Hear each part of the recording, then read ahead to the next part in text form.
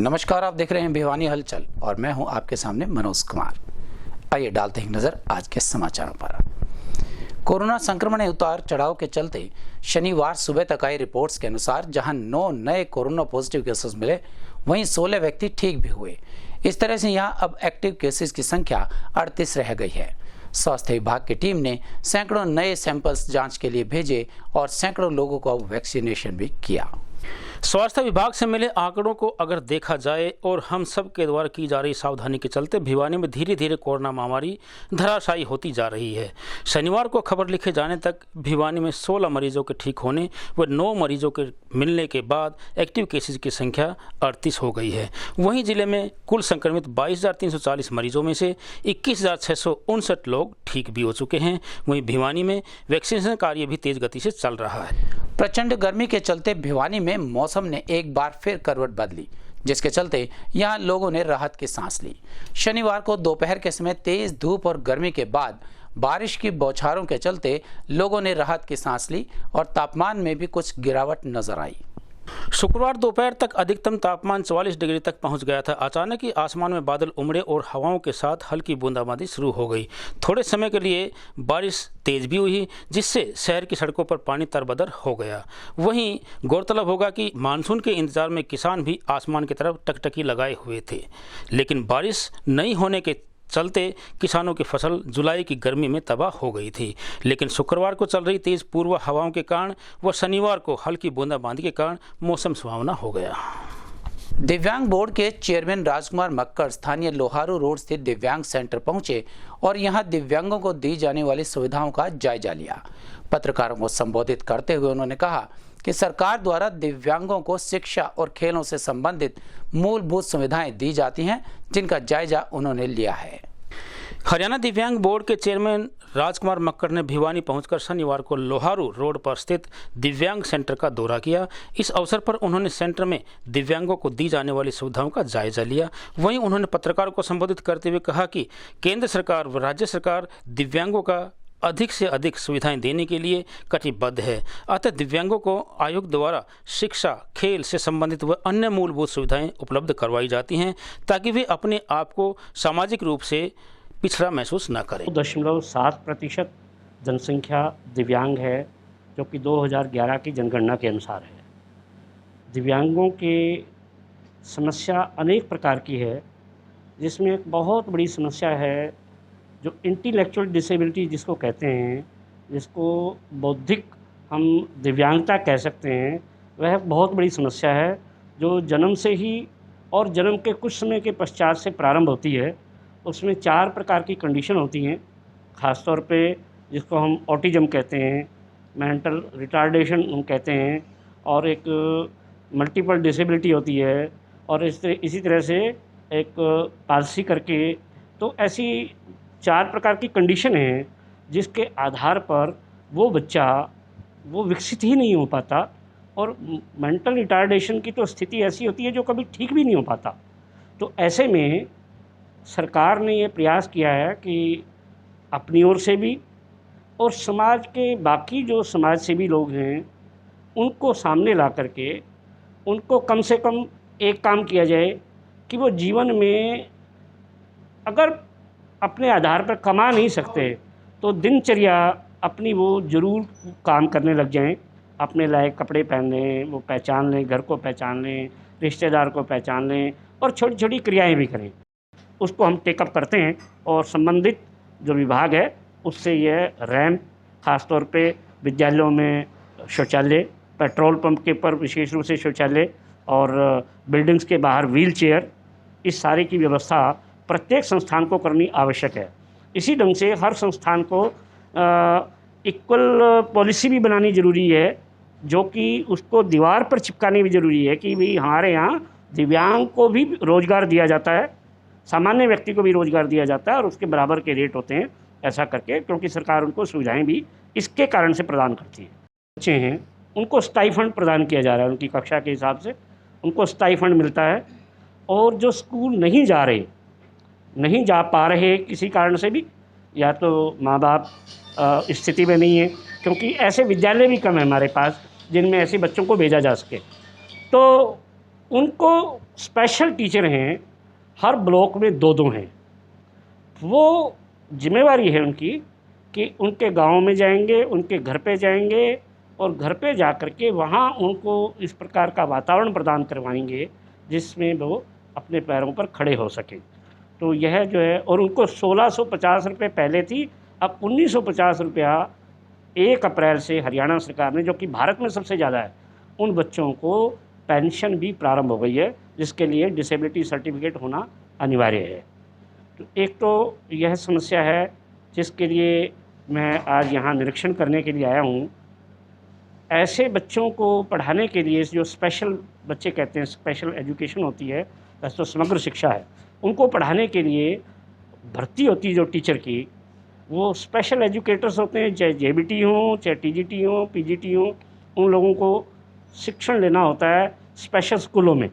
तो उसके लिए स्पेशल बीएड, स्पेशल ये डिग्रियां उनको और यह सर्टिफिकेट्स प्राप्त होते हैं। अब ध्यान क्या आ रहा है बहुत जगह पर कि वो संस्थान डिग्रियां तो ले आए, मान्यता तो ले आए,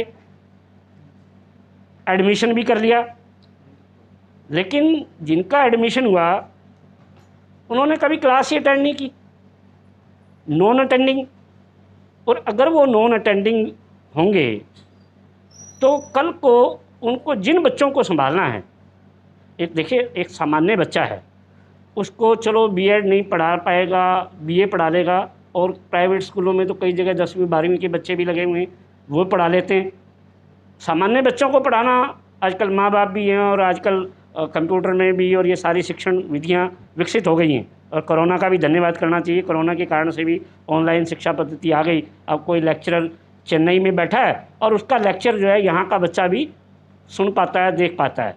लेकिन जो मेंटली रिटार्टेड बच्चे हैं, मानसिक रूप से दिव्यांग बच्चे हैं, उनके साथ तो उनका तो भगवान है, वो जिसको गुरु को भगवान का दर्जा दिया हुआ है, वो जो बीएड करने वाला टीजीटी है और वो पीजीटी है या जेबीटी है, वो जो विशेष अध्यापक है, स्पेशल टीचर एजुकेटर है, उसके साथ उसका नाता जुड़ता है। अब बहुत सारी चीज़ें, अब वायलेंट हो जाता है बच्चा ऐसा, वो आग को आग लगाता है, उसको मालूम नहीं आग क्या होती है, वो उसकी हरकत कुछ भी हो सकती है, किसी भी समय कुछ भी हो सकती है। तो ऐसों के साथ संवेदनशील हृदय चाहिए, और वो संवेदनशील हृदय तभी बनेगा जब वो क्लास अटेंड करता है। तो ऐसी हमारे पास भी बहुत सारी शिकायतें आई हैं कि सरकार उन यानी कोर्सी देने के लिए भी पैसा खर्च करती है, उसको मान्यता देती है, उनको नौकरियां मिलती हैं, इसके कारण से नौकरियों में 4% आरक्षण है, उनको तुरंत नौकरी मिल जाती है। नौकरी मिलेगी लेकिन वो पढ़ा हुआ खुद नहीं है, वो पढ़ाएगा क्या, संभालेगा क्या? तो ऐसी हमें कुछ संस्थानों के बारे में समय समय पे जानकारी मिलती रहती है, और समय समय पे हम जा कर के चेक भी करते हैं, और जो एक्शन बनता है वो एक्शन भी हम लेते हैं। जो 40% से अधिक दिव्यांगता वाले लोग हैं, उनको हरियाणा सरकार 2500 रुपये महीना पेंशन देती है। आपको यह जानकारी देते हुए मुझे अच्छा लगेगा कि भारत में किसी भी राज्य में सर्वाधिक पेंशन, डिसेबिलिटी पेंशन, हरियाणा सरकार देती है। इसके अलावा जिनका कोई अंग भंग हो गया, ऐसे लोगों के लिए हम समय समय पर जिलानुसार कैंप्स लगाते रहते हैं। कभी भारत सरकार की कंपनी है एलिम्को के माध्यम से लगाते हैं, कभी भारत विकास परिषद के माध्यम से लगाते हैं, कभी और सामाजिक संस्थाओं के माध्यम से लगाते हैं, और सरकार की ओर से लगभग सब जिलों में ये कैंप जनवरी से अब तक लग चुके हैं। आज ही बात हुई है, कैथल में हमने मार्च में लगाया था, और कल 6 तारीख को, पर अभी 6 जुलाई को हम लगभग 12,000 लोगों को ये कृत्रिम अंग देने वाले हैं, जिसमें यानी कान की मशीन भी है और स्कूटियाँ भी हैं। इसके अलावा और अनेक यंत्र जो उनके आवश्यक हैं, हाथ और पैर के, उनके कृत्रिम हाथ हैं, कृत्रिम पैर हैं, ये सारे अंग हम प्रदान करने वाले हैं। तो ऐसे विभिन्न ज़िलों के अंदर समय समय पर हमारी ये योजनाएं चलती रहती हैं। अब हमने ये ऑनलाइन भी शुरू किया है। कोई अगर उस कैंप में नहीं आ पाया तो अपने ही गांव में जो कॉमन सर्विस सेंटर या अटल सेवा केंद्र है, वहाँ जा कर के ऑनलाइन फार्म भरे, अपना डिसेबिलिटी सर्टिफिकेट लगाए, अपनी रिक्वायरमेंट बताए, और एलिम्को कंपनी की ओर से उनसे संपर्क होगा, और फिर उनकी असेसमेंट की व्यवस्था होगी, और असेसमेंट के आधार पर फिर उनको निःशुल्क वो उनका यंत्र प्रदान कर दिया जाएगा, यह भी प्रारंभ किया है। भिवानी जिले में दूसरी लहर के दौरान लोगों में जागरूकता भी देखने को मिली। जिले के 7 गांव ऐसे भी हैं जहां कोविड-19 की दूसरी लहर के चलते एक भी केस संक्रमण का नहीं मिला और ये गांव कोरोना मुक्त पाए गए। इस सफलता के पीछे लोगों की जागरूकता और कोविड-19 के नियमों का पालन रहा।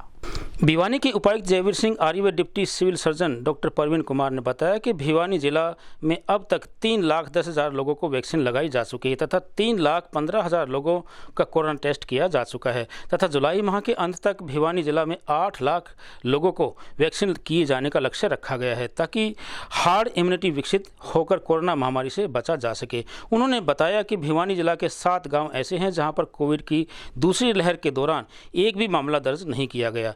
यह सब यहाँ के ग्रामीणों द्वारा कोविड प्रोटोकॉल का पालन करने के कारण संभव हो पाया है। स्वास्थ्य विभाग के कर्मचारी इन गांवों में कोविड प्रोटोकॉल का पालन करने तथा कोविड के सैंपलिंग के लिए बार बार गए तथा लोगों को जागरूक भी किया। इसका नतीजा यह रहा कि इन गांवों में एक भी कोविड का केस नहीं पाया गया।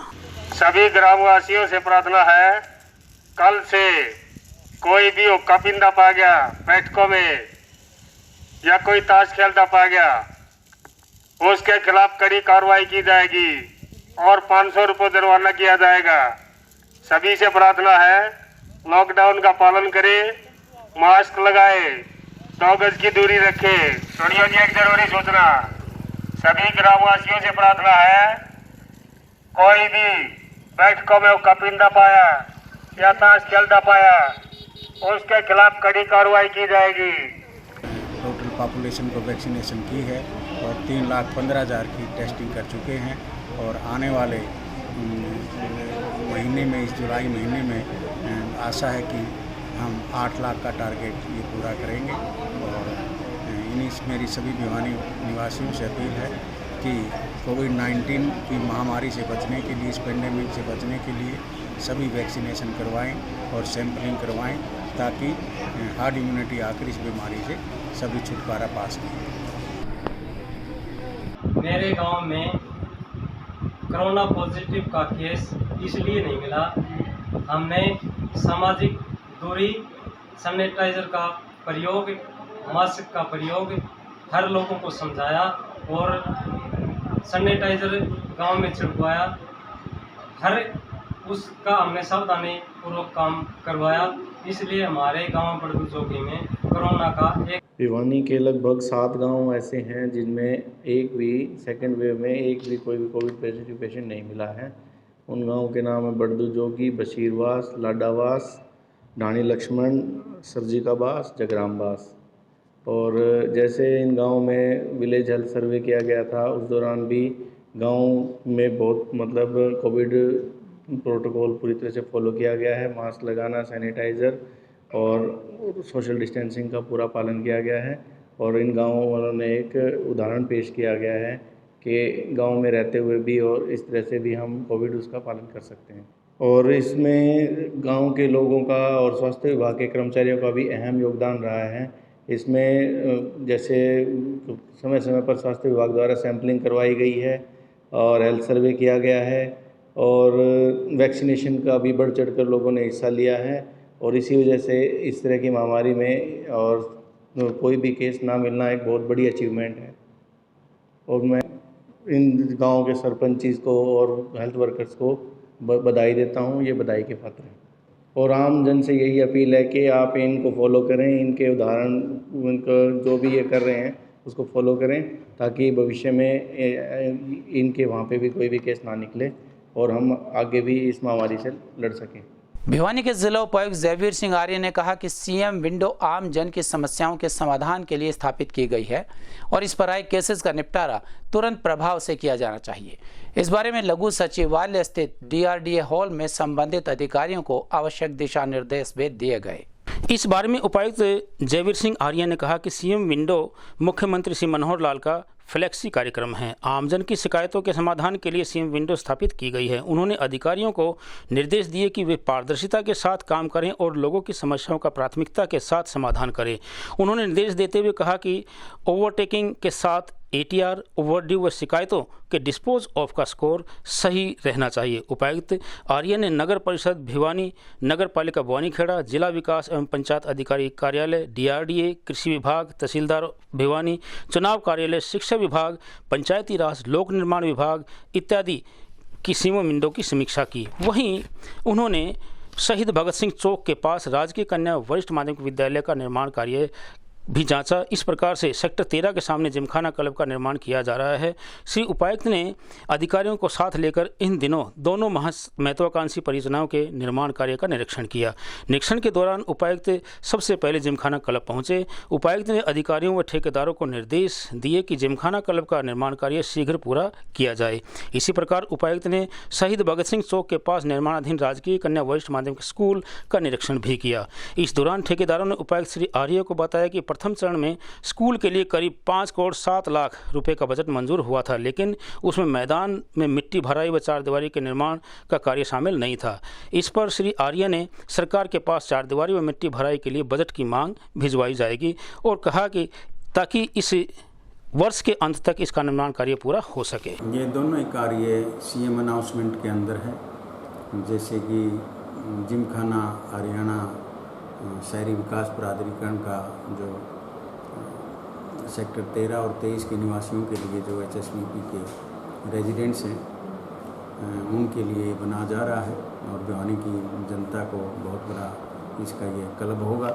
तो ये 2019 की अनाउंसमेंट है और उसमें ये कार्य शुरू हुआ था और काफ़ी डिले है, तो इसलिए HSVP के अधिकारियों को निर्देश दिए गए हैं कि इसको टाइमली पूरा करें। और इसमें जो रिवाइज्ड एस्टीमेट था वो भी इसमें किया गया है, तो अब वो उनको हिदायत दी गई हैं और कि इस अगले 3-4 महीने में इस काम को पूरा करें और जो जहाँ भी जिस लेवल में पेंडिंग है उसको प्रॉपर फॉलो करें। और इसके साथ साथ जो क्वालिटी का भी इसमें पूरा मॉनिटरिंग किया जाएगा। इसी तरह जो स्कूल है, गर्ल्स स्कूल है, जो अपना इसका भी दौरा किया गया और इसमें भी अगले जो कुछ कामों की कमी थी, जैसे बाउंड्री का एस्टीमेट बजट के अंदर नहीं था, उसमें अर्थ फिलिंग का एस्टीमेट एस्टीमेट में नहीं था, अर्थ फिलिंग का जो कार्य था, तो उनको भी दोबारा से ऐड करवाया गया है और अगले 3 महीने में इसको पूरा कर लिया जाएगा। ये इनको निर्देश दिए गए हैं। भिवानी के रेल यात्रियों के लिए राहत भरी खबर है कि यहां से चलने वाली 4 रेलगाड़ियां फिर से पटरी पर लौट आई हैं। इन गाड़ियों के बारे में रेलवे स्टेशन अधीक्षक GK गुप्ता ने बताया कि इन गाड़ियों का संचालन पहले की तरह शुरू हो चुका है और ये अपने समय पर कोविड-19 के नियमों के पालन के साथ चलाई जा रही हैं। इसके बारे में जानकारी देते हुए रेलवे स्टेशन अधीक्षक GK गुप्ता ने बताया कि इन गाड़ियों का संचालन पहले की तरह से शुरू हो रहा है। इनका समय भी अपने निर्धारित समय से ही चलेंगी। इसके साथ साथ उन्होंने बताया कि इन ट्रेनों की टिकट भी आम यात्री रेलवे स्टेशन से ही ले सकेंगे। उन्होंने रेलवे यात्रियों से अपील की कि सभी यात्री अपने गंतव्य स्टेशन का टिकट लेकर यात्रा करें। इसके साथ साथ हिसार रेवाड़ी 04835 प्रतिदिन स्पेशल रेल सेवा को 7 जुलाई से चलाया जाएगा। गाड़ी संख्या 04834 हिसार जयपुर प्रतिदिन स्पेशल रेल सेवा 6 जुलाई से और गाड़ी संख्या 04833 जयपुर हिसार प्रतिदिन स्पेशल रेल सेवा को 6 जुलाई से संचालित किया जा रहा है। 4 गाड़ियां चली हैं। रेवाड़ी से हिसार 5 तारीख से, जयपुर हिसार, हिसार जयपुर 6 तारीख से और हिसार से रेवाड़ी वाली वो 7 तारीख से चलेंगी। ये गाड़ियां पहले भी चलती रही हैं, दोबारा इनका रेस्टोरेशन हुआ है। इन गाड़ियों का जनरल टिकट भी उपलब्ध रहेगा जैसा कि पहले चलती थी और जिस हिसाब से चलती थी उसी हिसाब से सिस्टम वही टाइमिंग्स रहेंगे, ठीक है। और यात्रियों से है कि अपना उचित टिकट खरीदें, अपना मास्क लगाएं और सोशल डिस्टेंसिंग बनाते हुए कोविड-19 का पालन करते हुए अपनी यात्रा करे। देश के अनेक शहरों की तरह आखिर भिवानी में भी पेट्रोल की कीमत 100 के पार पहुंच ही गई है। शनिवार को भिवानी में प्रीमियम पेट्रोल की कीमत 101 रुपये 52 पैसे हो गई। वहीं नॉर्मल पेट्रोल भी अब धीरे धीरे शतक की ओर बढ़ रहा है। इस बारे में लोगों का यही कहना था कि डीजल और पेट्रोल की कीमतों के बढ़ने के चलते प्रत्येक वस्तु की कीमत बढ़ रही है। गैस सिलेंडर, पेट्रोल, डीजल, सरसों का तेल, आसमान छूती सब्जियों के रेट कोरोना को हराने वालों को तथा बचने वालों को आए दिन तिल तिल कर मार रहे हैं। लोगों का कहना है कि सरकार के कानों तक गरीब व मध्यम रखी आवाज़ पहुंचाने के बाद भी अनसुनी कर दी जाती है। सरकार ने 2 दिन पहले ही गैस सिलेंडर के दामों में 26 रुपये बढ़ोतरी की थी। इसके बाद भिवानी में पेट्रोल की कीमत ने भी शतक जमा दिया। इस बारे में जब हमने आम जनता से बात की तो उन्होंने बताया कि उनके पास पकाने की सब्जी में दाल नहीं होती और सब्जी दाल का प्रबंध हो जाए तो तड़का लगाने के लिए सरसों के तेल की कीमत आसमान छू रही है। मंदिर का हाल आम आदमी अठन्नी खर्चा और जेब में रुपया वो हाल हो गया है। अर्थात ये कहा जाता है कि मंदिर का हाल आमदनी अठन्नी खर्चा रुपया जैसा हो गया है। साहब महंगाई ने बहुत ही हद पार कर रखी है। सब्जी में, तेल में, गैस सिलेंडर में महंगाई हो गई बहुत ज़्यादा और आमदनी है नहीं, आमदनी घटती जा रही है और महंगाई बढ़ती जा रही है। इस सरकार को इस बारे में कुछ ना कुछ सोचना चाहिए। भाई गरीब आदमी अपना काम पेट पाले या पेट्रोल चलाए या क्या करे। सिलेंडर हो वो भी महंगा कर दिया, आटा दाल है वे भी महंगी हो गई, सारी चीज़ों में महंगाई है और कमाई का तो कोई साधन ही नहीं है। सर सब कुछ ही तो महंगा होता जा रहा है। रसोई से लेकर प्याज, इवन प्याज क्या है वो भी 25, 20 या रेट वो भी 40 तक जा रहा है, 50 तक जा रहा है। पेट्रोल महंगे हो रहे हैं, हर चीज़ महंगी हो रही है। सर रसोई का काम तो चलाना बड़ा मुश्किल हो रहा है। क्या कहना चाहिए सर इसके बारे में क्या है, सरकार देखो क्या कर रही है। पिछले 10 सालों से हम यही सुन रहे हैं भी महंगाई कंट्रोल होगी, सुख आएगा, अपना देश होएगा, अपने देश में हम राज करेंगे, वो करेंगे। सर हमारे लिए कुछ भी नहीं हुआ, सरकार ने कुछ भी नहीं किया। यही दिन आने थे, अच्छे दिन आएंगे, अच्छे दिन आएंगे। अब तक तो हमें लग नहीं रहा हमारे अच्छे दिन आएंगे। एक तो सर कोरोना ने, कोविड ने वैसे ही हम इतना वो कर रखा है हाथंग और ऊपर से इतनी महंगाई। इसमें तो बल्कि हर देश में सरकार ने सस्ता किया है सिवाय इंडिया के। इंडिया में सब कुछ महंगा। आम गृहिणी की क्या दिक्कत आ रही है? सर सारी दिक्कत आ रही है।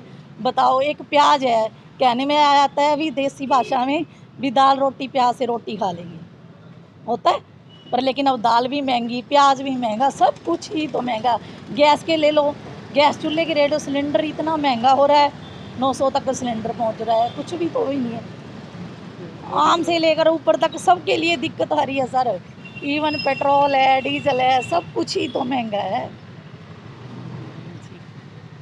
सर हम तो यही कह रहे हैं इस महंगाई को कम किया जाए और आम लोगों का जीवन सुखमय होना चाहिए। एक तो वैसी सी हम कोविड से उबर नहीं रहे हैं और ऊपर से फिर महंगाई के नीचे भी दब जाएंगे तो सर देखो फिर क्या हाल होएगा।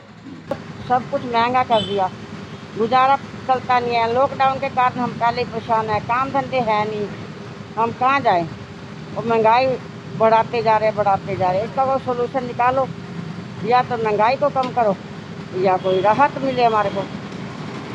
क्या कहना चाहेंगे? रसोई की गैस के दाम बढ़ते जा रहे हैं, घर चलाना कितना मुश्किल हो रहा है? कितना बहुत मुश्किल हो रहा है, बहुत ज़्यादा, बहुत परेशान है हम तो। डीजल के दाम रोज़ बढ़ाए जा रहे हैं, किराया बढ़ा था बंदे। डीजल के दाम रोज़ बढ़ाए जा रहे हैं, क्या कम करेगा फिर हमारा किराया बढ़ाया जाएगा। बिजली के बिल है, पेट्रोल है, डीजल है, गैस है। गैस पे जो सब्सिडी आती थी वो ख़त्म कर दी सर। 850 रुपये का सिलेंडर हो गया अब देखो कैसे गुजारा होगा घर परिवार का। पेट्रोल ने भी 100 रुपये पार कर लिए। हाँ, पेट्रोल ने 100 रुपये पार कर लिए। सब ये गवर्नमेंट की वो है जी। पहले भी तो तेल था, गाड़ियाँ थी, साधन थे, ठीक है, इतनी तेज महंगाई नहीं थी। अब सब्जी ले लो आप, जो भी है बहुत महंगा हो रहा है जी। अब घर खर्च चलाना बहुत मुश्किल हुआ है। क्या मांगते हैं? मांग यही करते हैं जी, थोड़ा सा कंट्रोल आ जाए तो बहुत अच्छा होगा जी। बस यही चाहते हैं मोदी सरकार से, पेट्रोल, डीजल और गैस, इनमें रेट ठीक हो जाए। रेट जो अफसर है बीच के वो करते हैं ज़्यादा कर। हमारे संग में बस इतना है। अगले अंक के लिए देखते रहेगा आपका अपना चैनल भिवानी हलचल।